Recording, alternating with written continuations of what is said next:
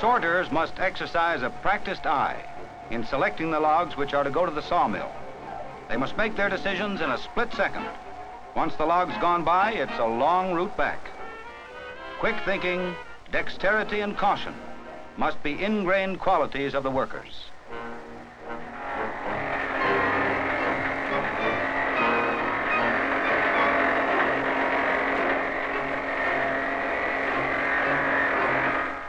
Although these logs are from a renewable resource, there's a catch.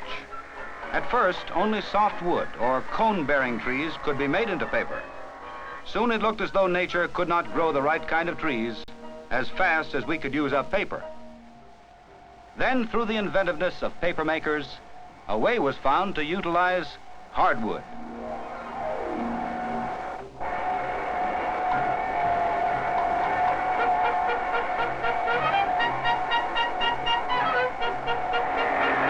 In the mill, the pulp logs are sawed into lengths to fit the chipper.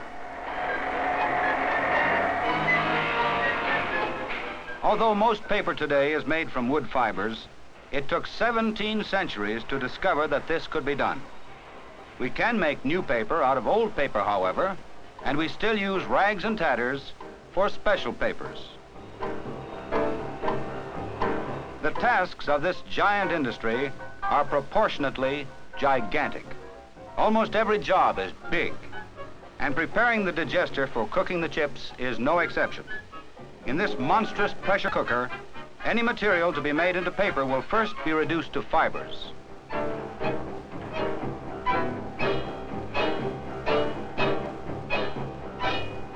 The sawed logs are reduced to chips in a machine similar to a meat grinder. To the experienced pulp man, the feel of the chips is important. Only those of uniform quality are allowed to go through. Length and direction of the grain have much to do with the final quality of the paper. The paper maker must be as skillful as any cook brewing a stew in putting the chips through the digester.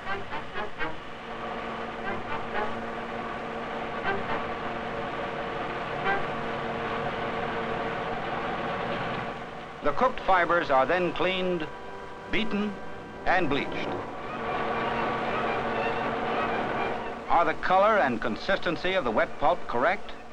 The senses of sight and touch of the operators must be keen to determine this. A mixture about the consistency of oatmeal or applesauce now enters the paper-making machine. The judgment of the worker is of supreme importance. Flow and temperature must be just right, as the wet pulp is carried over an endless mold of wire cloth to be converted into a continuous web of paper.